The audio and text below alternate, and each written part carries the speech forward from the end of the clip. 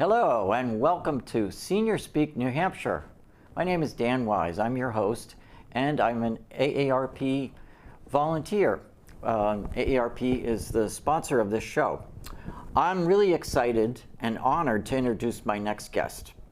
You may recognize his name as a former leader in the State House, and there's much more to know about him than that. I'd like to welcome Jeb Bradley to our show. Jeb, thank you for coming on. Jeb Bradley has been a leader in New Hampshire politics for more than 20 years. He served in the New Hampshire House for 9 years, Congress for 2 terms, and then a state senator from 2010 to last year when he retired as Senate president. He's also an incredibly accomplished hiker here in New Hampshire and perhaps elsewhere. He's not only hiked all 48 of the 4,000 footers in the White Mountains, he's done them in the winter 3 times, right? Or are you working on your 4th? I'm not hiking quite as much as I used to. Okay. And you also accomplished the grid, which I still don't quite understand. It's every mountain of the 4,000 footers in every month over a span of time. So what the grid is, you hike all of the 48 4,000 footers in each month. So it's 48 times 12, 576 separate peaks. And you do it in about 400 hikes. So I was very fortunate to do it. I finished with friends and my soon-to-be wife, Karen, and she's working on her grid, and God willing, on her grid. Wow. She's going to get there. She has 80 more peaks to go. Oh, wow. My wife is a dedicated hiker, but she doesn't like to hike in the winter, she only likes to hike in the summer, and she's a gardener. So there's this competition for her of what she can do when. But she was very, very impressed with the people who do it in the winter. So I want to ask you about the mountains and about putting that much energy into hiking and goals like that. What drove you to do that? Is that something that you always wanted to do when you were young? Climbing and hiking, or is it something, when did that develop? Well, growing up in New Hampshire, I mean, the White Mountains are part of our, who we are as a state and a people. I went to an Outward Bound program when I was a teenager, sort of learned, basic survival skills. Was fortunate enough when I was young to hike in the Himalayas, and I've hiked in Europe and other places. But it was natural to, hike in New Hampshire. And a friend of ours basically introduced me to the grid, I think, in 2009. And it just seemed as if it would be a really fun thing to do. I found it was actually quite a bit harder, and it took a lot of dedication.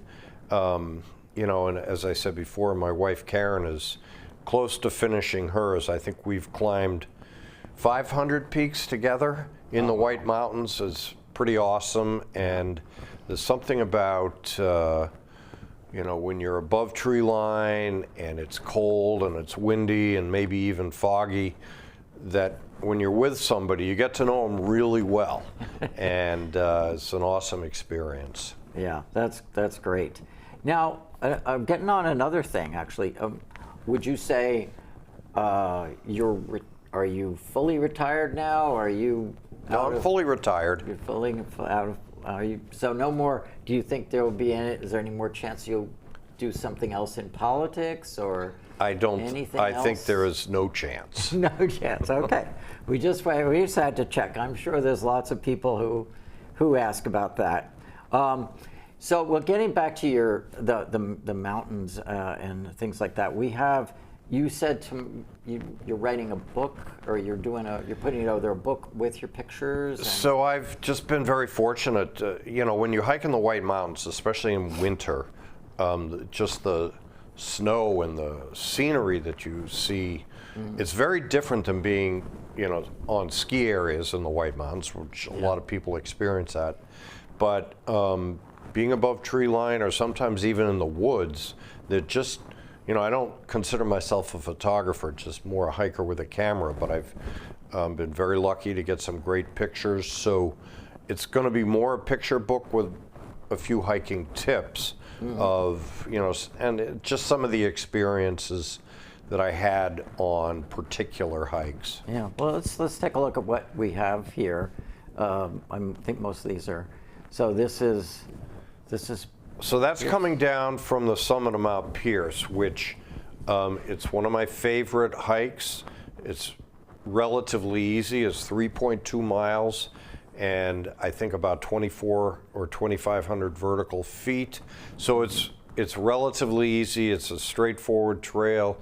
It's the Crawford Path, so it's almost always packed out, and you can, summit relatively easily. So these are two friends of mine coming down from the summit, and it's one of the hikes that you can do when the weather is maybe a bit more questionable because you're only above tree line for a very short distance. But as you'll see in a different picture, the views from there are some of the best in the White Mountains. So when people ask me, okay, whether it's any season of the year, what is a good hike to start? I send them to Pierce. There are a couple of others that are similar, but because it's relatively straightforward, it's easy to summit, it's safe, and obviously you have to be prepared when you're out on a day like this that, that was 15 degrees and somewhat windy, not too cold, but you do have to be very cautious about any kind of winter hiking. But you know what? You can get into trouble summer hiking too. Yeah, that's true. And layering and hydrating and eating, all those things. Yep. So this is not in the White Mountains. This is in the Rockies. I put this picture in because it's a very cool mountain. I haven't climbed it in winter, and this actually was taken in late March. It's called Hans Peak. It's in Steamboat Springs, Colorado. I have 3 sons and 4 grandchildren that live in that town, and we went snowmobiling that day on Steamboat Lake, and the view is spectacular. I've climbed it several times. There's a beautiful fire tower at the top, but that day it would be a long access hike to get up to where you can normally drive when the roads are open. So we stuck to snowmobiles that day. That would be a long, pretty involved trip then. Yeah. Okay. So the next, So that's Mount Madison, and I took this picture in late spring. It's from the shore, if you will, of Star Lake. You can see the ice, and the wind blows through the gap between Mount Madison, which is in the picture, and Mount Adams, which is behind me. And it's just a unbelievably beautiful place. And Ty Gagne, who has gotten some acclaim writing about rescues, and Kate Mostrovia, who died fairly close to here. She didn't have as good weather as I had this day, obviously. This day was cold, but it wasn't frightfully cold. Yeah, that was in Where You'll Find Me, I think was the book. Yes. Where You'll Find Me by Ty Gagne. It was about her ill-fated hike, and with sort of a risk analysis, which it's a fascinating book, and it was featured this month in Concord as the book that was a sort of a featured book for the city to read. And it was between Pierce and Adams that took place. Now, your own, you said you did Outward Bound. How else did you kind of learn to have the confidence to hike in winter? So one of the things that's really important about winter hiking is to go with people that you trust. Now, I'm not saying that I never have hiked alone in the winter. I have. But I've done a lot of, my best hikes with Karen, but we have other friends that I hike with, with some frequency. So going in a group in the winter is really a very good idea. Now, it's also important to understand the relative strengths of a group. And I'm actually fairly slow hiker, steady but slow. So I would not want to go with a fast group because all I do is slow them down. Yeah. As I've gotten older, I've gotten slower. So it's important to understand the dynamics of a group. Yeah, yeah. My wife is really good at going downhill, and I hate going downhill. I have a hard time, and I'm really slow going downhill. Well, I've found that as I've gotten older, my knees have gotten crankier, and so going downhill is hard, but going uphill has gotten harder too. Yeah, I still don't mind going uphill. It's just I wish. In fact, I did with my father. We hiked across from Crawford across the ridge to Mount Washington, and then we took the cog down because we weren't interested in counting. We just wanted a great experience. Yeah, no, it doesn't count as a peak unless you go car to car. So, going down the auto road doesn't count. In fact, one time I used to rock climb, and a friend of mine and I climbed Cannon Cliffs, and we went to the top, and I hadn't actually climbed Cannon at that point. And so we got to the top, and it was like, yep, the tram was still running, so we took the tram down, and I had to go back and hike it to count it, yeah, to have it count. Yes. So let me see. Do we have a couple more pictures? Or do we go through? Okay, So that's Mount Shikarawa. It's one of my favorite places to stop. Either this was taken in the morning, or coming home at night. It's a gorgeous view, and I like the new bridge.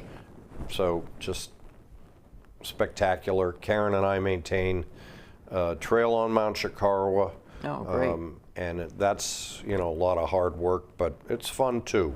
So if you hike as much as we have, giving back a little bit is a good idea. So I generally tend to maintain the trail every second year. I should do it every year, but just busy, but we'll get out this year. You and Karen, or are you part of a crew? Nope, it's only about a mile-long trail. Oh, okay. So it's fairly easy. So you have to clear the water bars of, where water runs off the slope, and if there are any blowdowns that you can use a handsaw to deal with, which you can 8-inch tree you can do with a handsaw.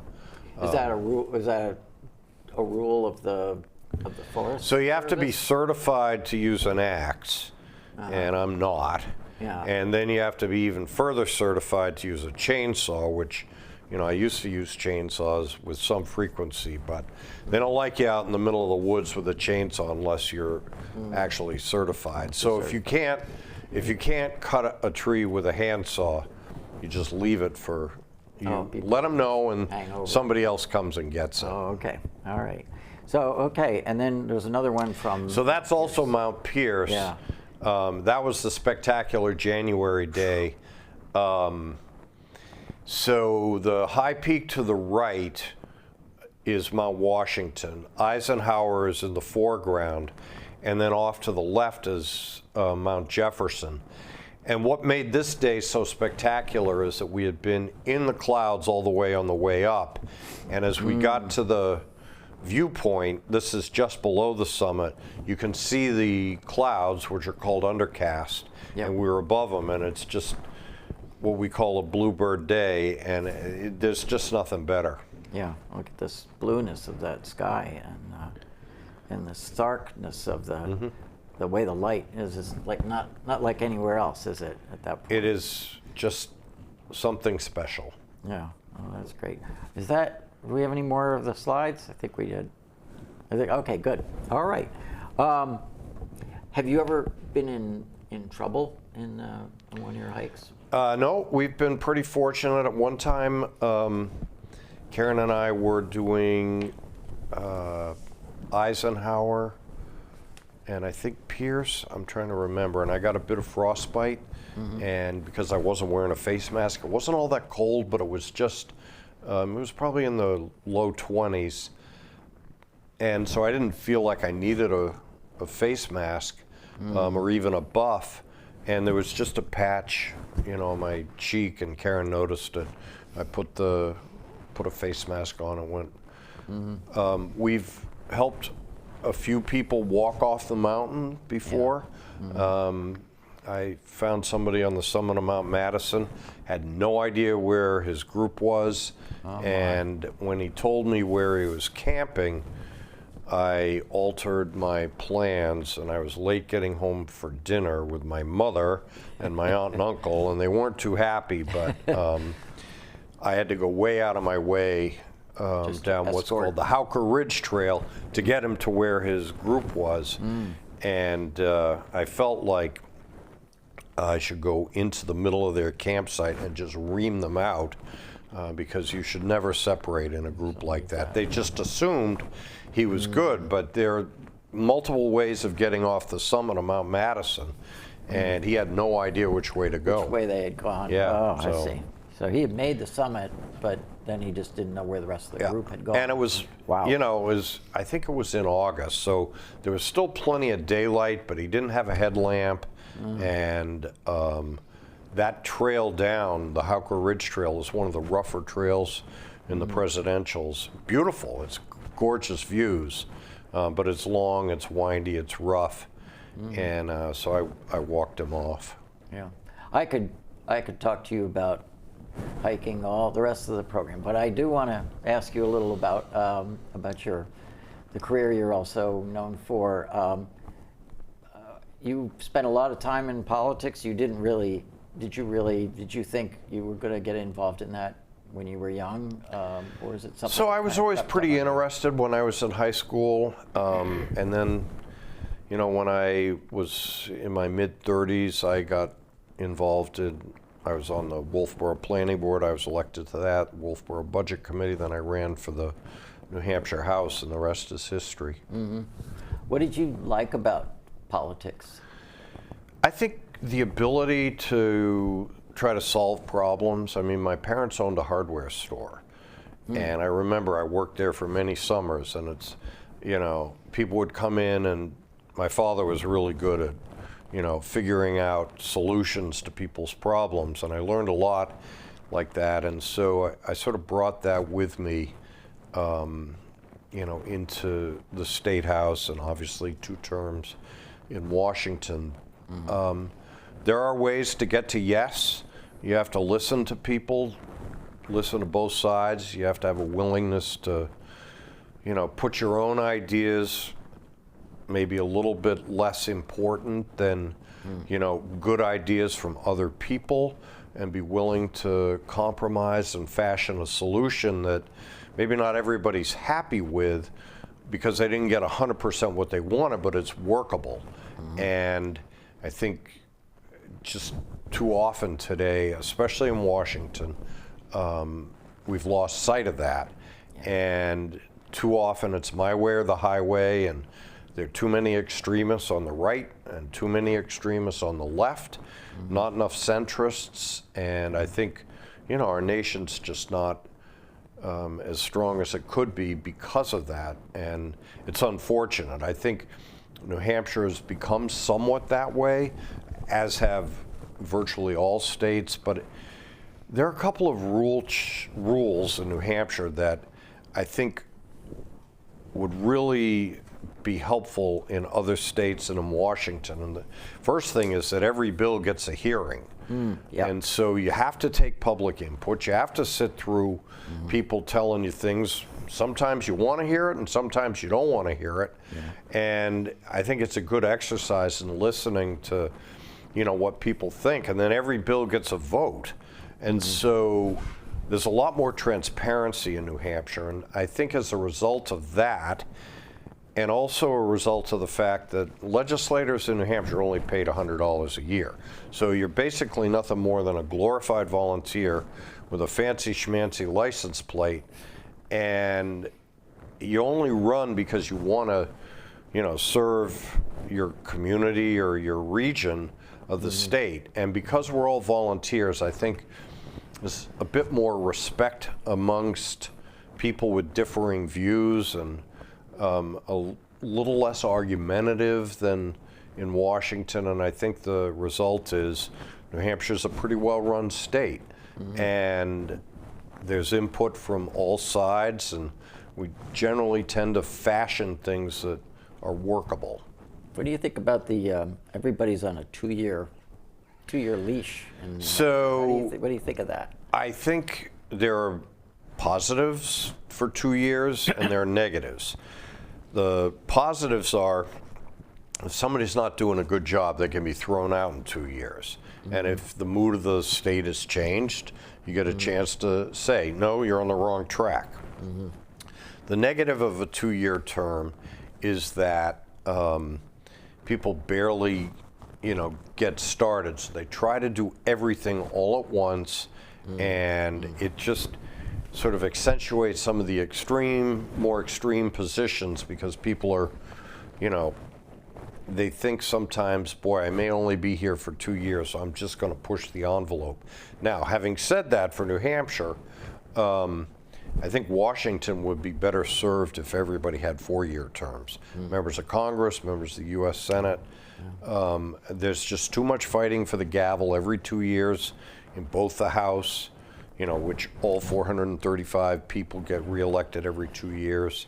And granted, probably 350 to 375 of those seats are relatively safe because of, how districting works. But there are 50 to maybe 75 seats that are swing seats. In the U.S. Senate, it's a little bit different.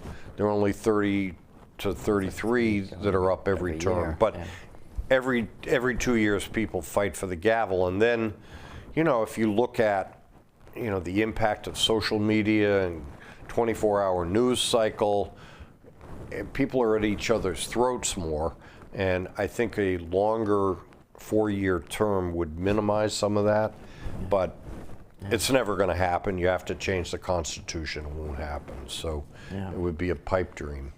How did you feel about your service in D.C. versus serving in Congress? So, as a member of Congress, I had 2 terms and was, really grateful for having 2 terms. Learned a lot. Created or worked to create a wilderness area in New Hampshire. That was one of the things that I'm most pleased about. Worked to keep the Portsmouth Naval Shipyard open, enhance veterans benefits. But I would say this, that, Washington in the House at least is driven by seniority. And very few people, are able to leapfrog over. So you have to stay in the House for a long time, especially if you're from a small swing state like New Hampshire. So I love being in the New Hampshire Senate far more than, being in the U.S. House. I felt like I was able to get more things done. Get more things done. I've also heard that in being in Congress, that you're constantly having the pressure to fundraise. Fundraising is a big part of it. I did probably 130 town hall meetings, so every weekend, when I was home, I was doing a town hall meeting over those 4 years pretty much all the time. I did town halls in every town in the first congressional district, and it was important to do that, but you're just on the go all the time. You're on a plane twice a week for 40 to 44 weeks a year, going back and forth. Not a lot of hiking that year. I didn't do as much hiking when I was in Congress. No, a little bit, but not much. Yeah.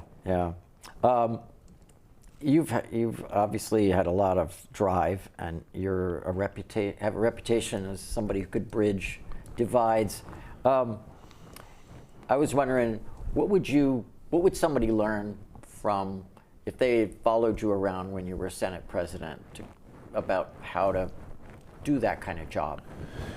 So the most important thing is to understand where different points of view are coming from and why.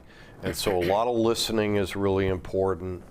And, you know, I tried to, my priorities always were that, you know, being a conservative, if there was going to be, you know, a government program, it had to be run effectively and efficiently.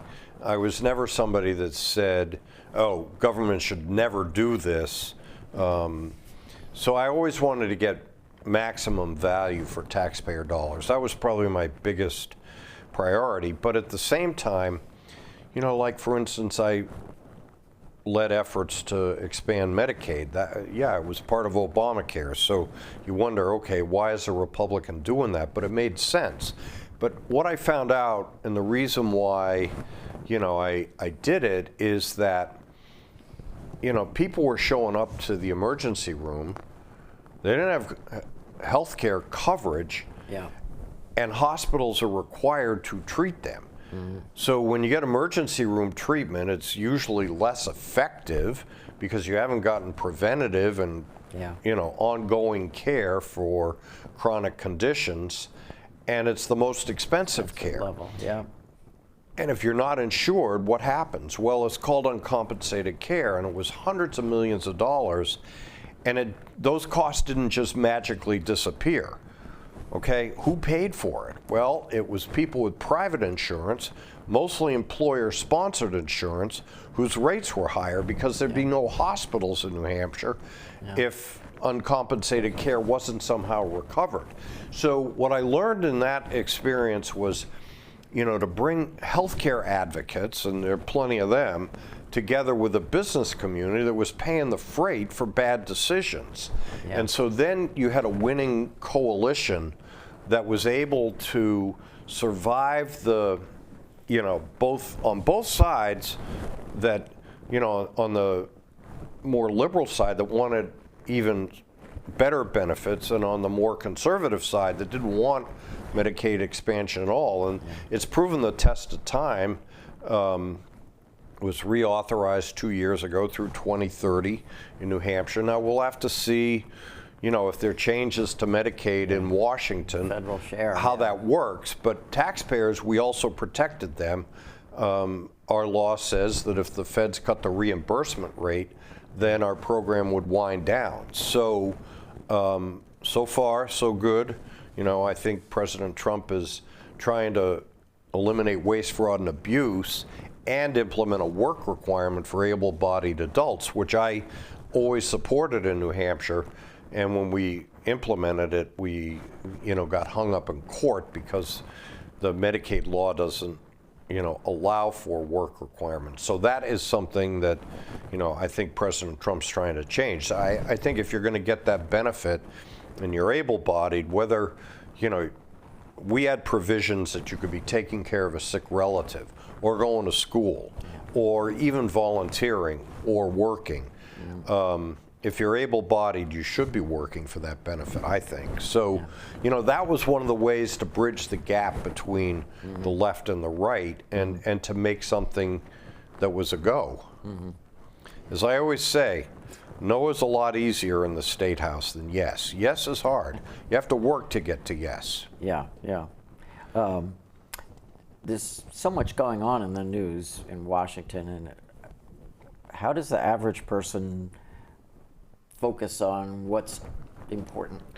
So I think to do so, if you know, public affairs and the politics of the day are important to you, you have to read. You have to be willing to read. It's good to get a broad depth of perspective. So I don't only read, you know, conservative publications. I love getting my New Hampshire Journal every morning. I also read the Wall Street Journal, but I also read, you know, other articles, whether it's the New York Times or Washington Post, or, you know, some of the more liberal-leaning sources in New Hampshire. And then, you know, watch cable news, and I think that's important. I like the different perspectives that you get from different shows. So that's how to stay informed. Yeah. Are you in touch with the folks that you used to work with All the in time. the Senate? A lot. All the time. All the time. Yeah. How do you? Are you relieved you're not in the situation they're in? Do you Yeah, I mean, sometimes look, feel I like you loved wish you it. It were? was a great opportunity. I enjoyed it immensely. It was an honor, totally, to have served New Hampshire in different capacities. But, it was time to move on and time to, let other people, rise. And the gentleman that replaced me, Mark McConkey, is a great senator. Really, he was a good guy. He specialized in transportation policy, as well as the capital budget of the state of New Hampshire. So, a very knowledgeable guy, and I feel, he will do a really good job. And I think, Sharon Carson and her team in the Senate are doing a good job. And, this is a tougher year, though, because the economy is not quite as strong. Business tax revenue has not been as good. So, we're going to have to set priorities. Yeah. Well, to wrap things up, do you have any advice for people who are maybe not quite comfortable yet with retirement, or have any advice about retiring? So, Karen and I are staying busy. That's the one thing that we're definitely staying busy, and we love our garden. We have more chance to see our family, and maybe a little bit less pressure. And as I said, I'm working on a book, and that is something that keeps me excited. But I also get a chance to stay up a little later at night and watch basketball. Oh, great. It's unfortunate the Celtics That's too bad. didn't do too well this year, but I'm still enjoying it. Oh, great. Well, thank you very much for coming. All right, to Dan, Concord. thank you. Thank you, Jeb. All right.